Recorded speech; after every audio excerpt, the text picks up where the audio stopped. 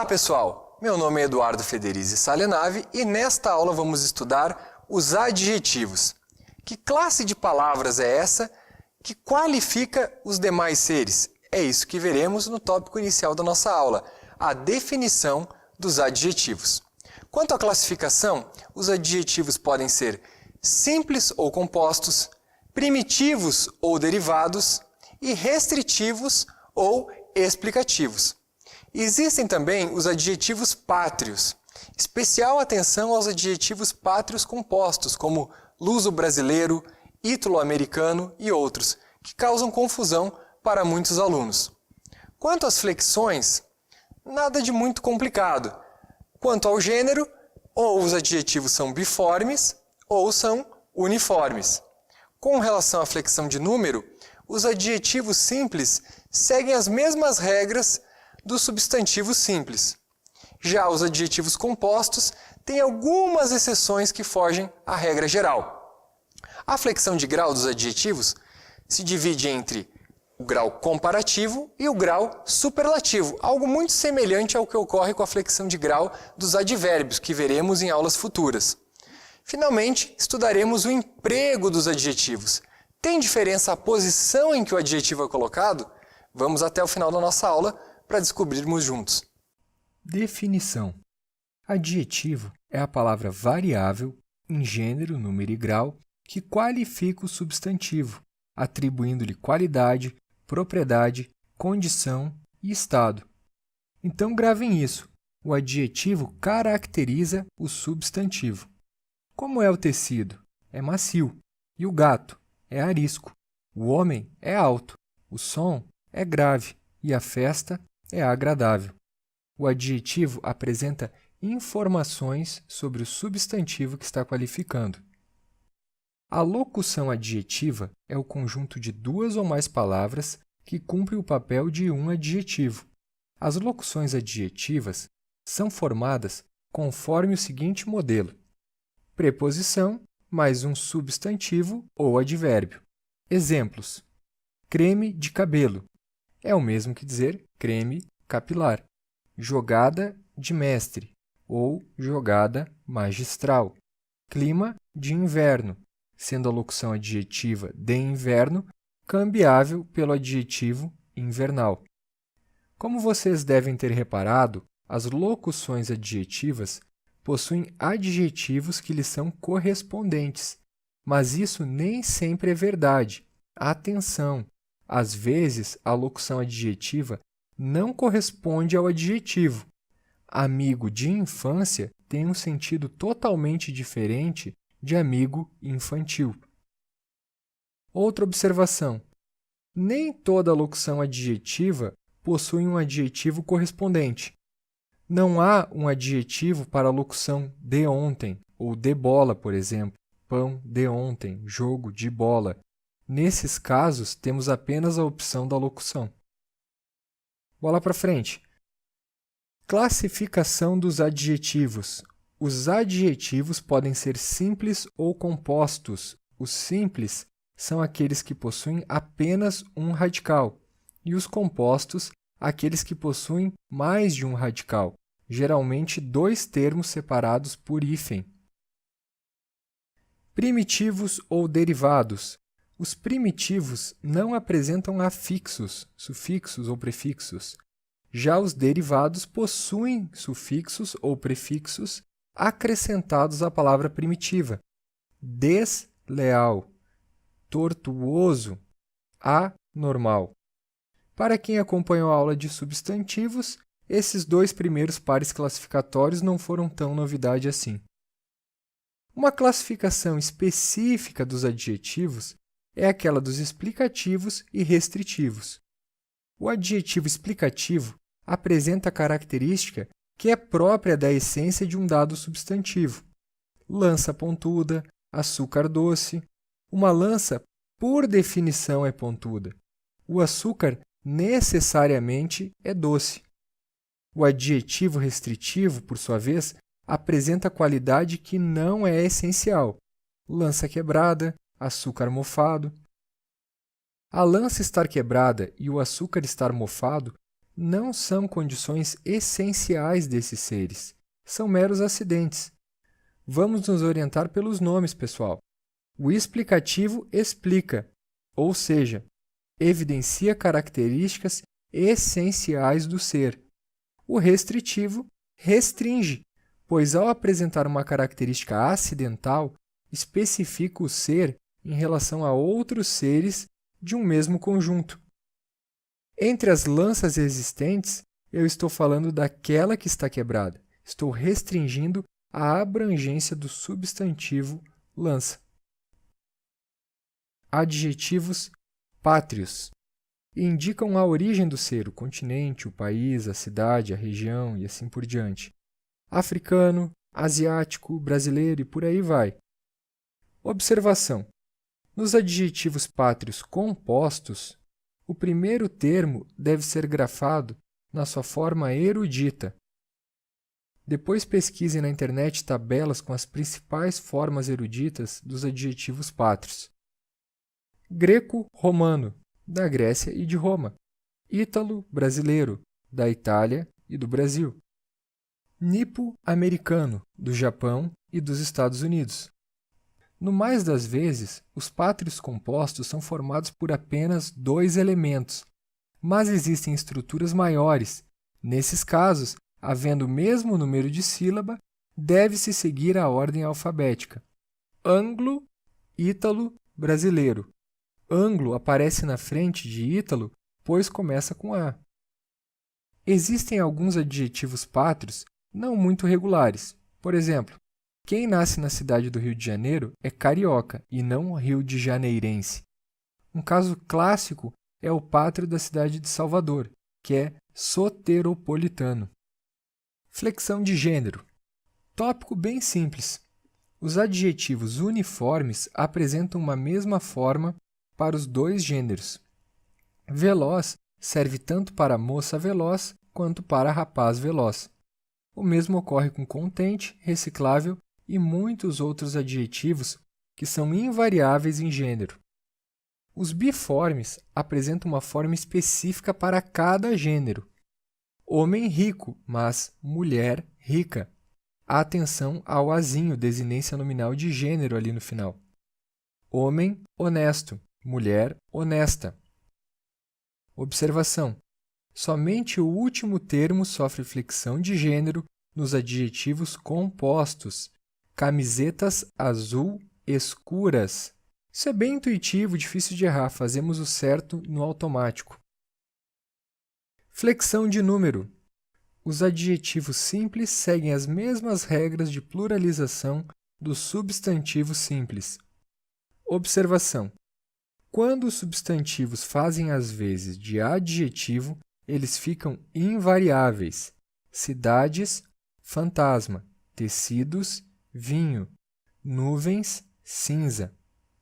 A regra geral para os compostos é a seguinte: somente o último termo sofre flexão. Tintas azul claras. Pactos anglo-uruguaios e não azuis claras e anglos uruguaios. Há somente 3 exceções. Exceção 1. Se o último termo for um substantivo, será invariável. Sapatos verde-limão. Tecidos marrom-chocolate. Exceção número 2. Azul marinho e azul celeste são invariáveis. Fitas azul marinho. Uniformes azul celeste.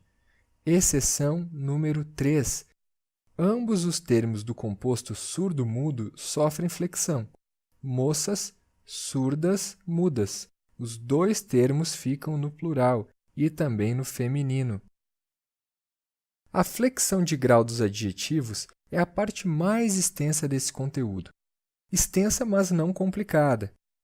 Basicamente, existem 2 graus, o comparativo e o superlativo. O grau comparativo, como o nome diz, estabelece comparações. Essas comparações podem ser entre 2 seres. Em qual intensidade cada um dos seres apresenta a qualidade do adjetivo em questão? Ou entre 2 atributos de um mesmo ser. Ele é mais isso ou é mais aquilo? O comparativo pode ser de igualdade, superioridade e inferioridade. O de igualdade segue a seguinte estrutura: tão mais o adjetivo mais como ou quando. Exemplos: a professora é tão exigente quanto justa. Aqui ocorre a comparação entre duas qualidades, exigente e justa, pertencentes a um mesmo ser, a professora. Maria é tão elegante como Jurema. Agora a comparação é entre Maria e Jurema, uma comparação entre dois seres, indicando nesse exemplo específico que ambas as moças são elegantes na mesma intensidade. Próximo. Comparativo de superioridade. Mais advérbio de intensidade, acrescido do adjetivo, mais que, conjunção subordinativa comparativa, ou do que. Exemplos: José é mais tagarela que Marcos. Comparação entre dois seres. Este livro é mais fantasioso do que realista. Agora uma comparação de duas qualidades pertencentes ao livro. Finalmente, de inferioridade. O advérbio menos, mais adjetivo, mais que. Os cães são menos ágeis que os gatos. Reparem que a única diferença entre o comparativo de igualdade, de superioridade e o de inferioridade é o advérbio inicial da estrutura, tão, mais e menos, respectivamente. Atenção, notem que todos esses comparativos estão na forma analítica. Mas alguns adjetivos apresentam formas sintéticas do comparativo de superioridade. É o caso de bom, mal, grande, pequeno, cujas formas sintéticas são melhor para bom, pior para mal, maior para grande e menor para pequeno. Então a forma sintética fica assim: pastel é melhor do que empada. A casa é menor que o apartamento, certinho. Mas jamais me venha com uma dessas. A casa é mais maior que o apartamento. Empregue a forma sintética. Mas cuidado com um peguinha besta. Quando esses termos bom, mal, grande, pequeno são empregados em comparações de duas qualidades de um mesmo ser, deve-se utilizar a forma analítica. É meio óbvio, mas é melhor pecar por excesso aqui na nossa explicação. Gomes é mais bom do que mal. A forma errada dói no ouvido, vejam. Gomes é melhor do que pior. Fechamos com isso o grau comparativo. Grau superlativo. A qualidade do adjetivo é intensificada. Existem duas formas de superlativo, o absoluto e o relativo. A diferença, como veremos com calma, é que o relativo tem um quê de comparação que o absoluto não tem. No superlativo absoluto, a qualidade intensificada é apresentada isoladamente, sem estabelecer ligação com outros elementos. Na sua forma analítica, explicando a grosso modo, as formas analíticas são aquelas em que se usa um número maior de palavras, enquanto as sintéticas são formas mais enxutas. Então, retomando, na analítica, o superlativo absoluto é composto por advérbio de intensidade ligado a um adjetivo. A aula foi muito advérbio, né? Boa, adjetivo. Josefina é muito magra. Percebam que a qualidade da aula de ser boa ou a qualidade de Josefina ser magra não estão em relação com outros seres. Estão apresentadas de forma isolada, absoluta. A forma sintética, por sua vez, é formada pela colocação de sufixos, íssimo, ílimo, érrimo e também sufixos diminutivos dos substantivos, e pela colocação de prefixos, arque, extra, hiper, super e outros. Josefina é magérrima. Magérrima, sufixo érrima, equivalendo a muito magra. O caminho é curtinho, sufixo diminutivo inho, o mesmo que dizer o caminho é muito curto. Hiperácido, extra grande, formas sintéticas construídas por prefixação. Atenção com a questão do hífen, se vai hífen, se não vai hífen. Após o novo acordo ortográfico, muita coisa mudou aí. Para fechar o absoluto, falta apresentar as formas sintéticas do superlativo absoluto daquelas 4 palavrinhas que há pouco estudamos: bom, mal, grande e pequeno.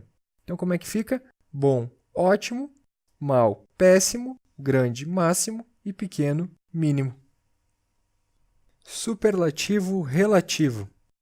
O atributo do adjetivo está colocado em relação a outros seres.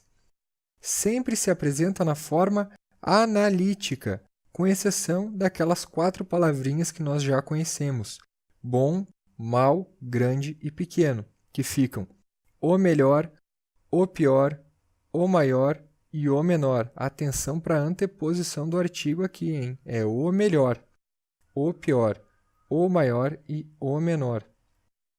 O superlativo relativo pode ser de inferioridade ou de superioridade. Inferioridade: o menos mais adjetivo mais de. Carla era a menos atenciosa das funcionárias. Percebam a relação com outros seres. Aqui se está pondo Carla em relação a outras funcionárias. Do grupo das funcionárias, quem é a menos atenciosa? Carla. Daí o nome de superlativo relativo. Superioridade: o mais adjetivo mais de. Aquela questão foi a mais desafiadora da prova, ou seja, do universo de questões de uma dada prova, a terceira questão foi a mais desafiadora. Outra forma comum de superlativo relativo é aquela em que se estabelece a relação com o universo das possibilidades. Vejamos. Os empregados eram o mais eficientes possível. As máquinas eram as mais potentes possíveis. O que normalmente complica o aluno aqui? A questão da concordância de número. O adjetivo em destaque sempre concordará com o substantivo a que se refere.